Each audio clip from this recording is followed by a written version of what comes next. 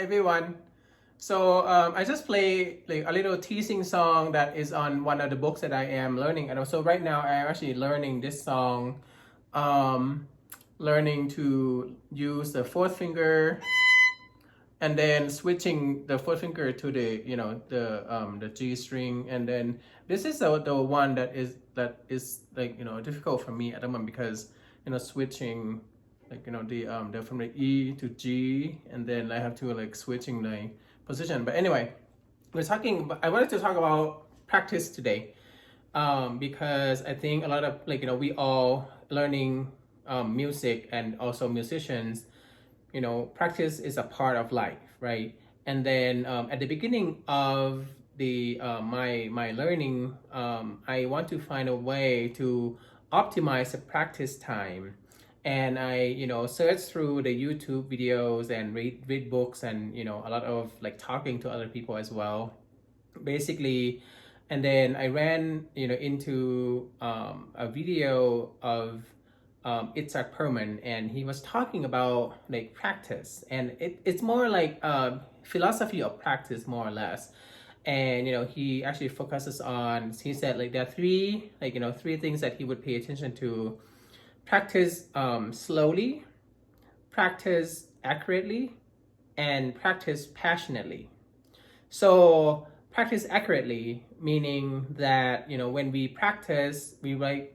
Oh, sorry. Practice slowly first, right? So we want to practice slow because, violin is a tool, is a instrument that is difficult to learn, as we already know. It's super difficult to learn. There's no frets, and then intonation and notes for each of the violin is also different. Even though you might get the violin from somewhere, but each of them is different because it's made of wood. It's an organic instrument, so it's gonna change, right? And then here's another fun part: when it's too humid in the air, the violin also changes the sound. So there are a lot of changes happening in the violin itself, in conjunction with other conditions that we are practicing in. So practice slowly, meaning slow down your practice so that you can move on to practice accurately, as he was talking about. Because without accurate practice, we get bad habits, and then bad habits are super difficult to actually correct it. So if you're gonna learn a new piece, if you're gonna learn new skills, new techniques, practice slowly and then practice accurately, right? So that way you get the maximize your practice time, and then practice passionately, right? Without passion, without the fun part of practicing, we are not gonna practice more because there's no fun in practicing. So and then I would also add practice consciously, practice with a goal, right? So you have a goal. So okay, within an hour, what is it that you would like to accomplish within this hour? So maybe you want to practice skills or scales, or you want to practice shifting, right?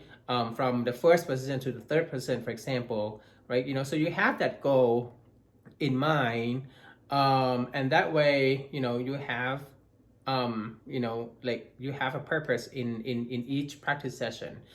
And then I also, in speaking of the practice time, so for example, within an hour after your practice, you want to have maybe, half an hour, 45 minutes to do the practice time, and then maybe 15 minutes for the performing time.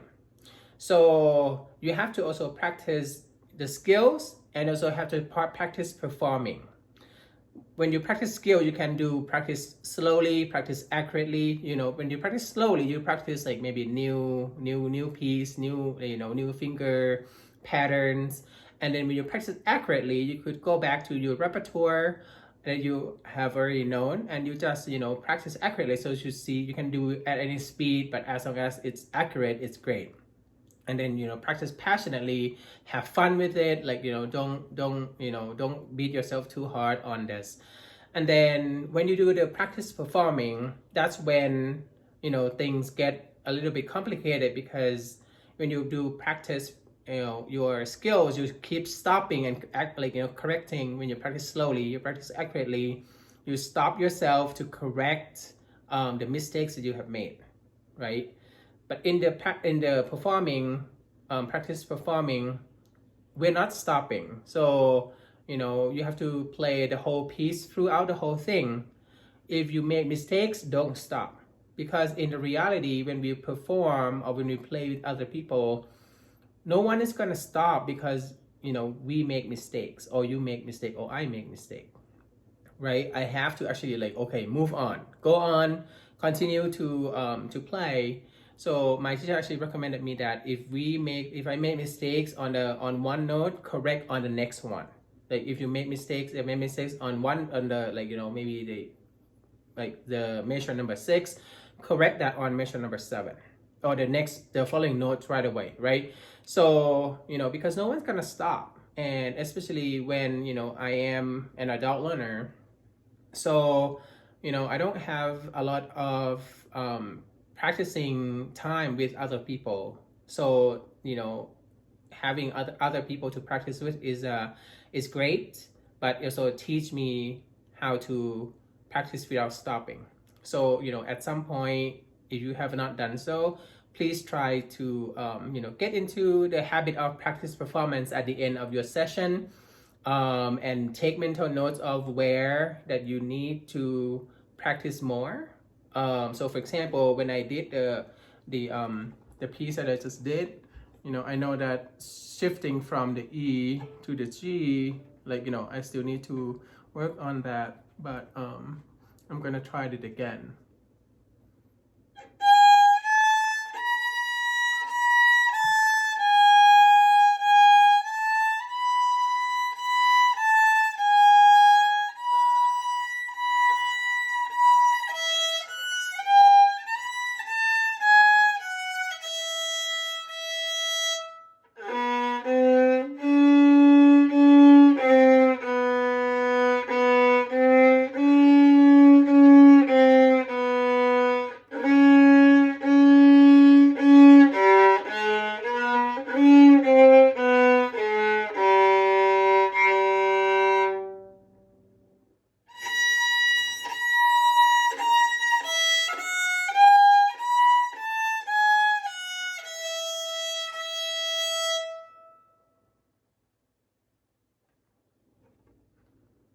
Well, I hope you enjoyed the video, and let me know what you think about the practice philosophy that I just shared with you. You can give me some comments down below, and if you enjoy the video and the content of it, please subscribe, so that I will create more of these type of content for you as well. Thank you so much for watching. See you next time. Bye bye.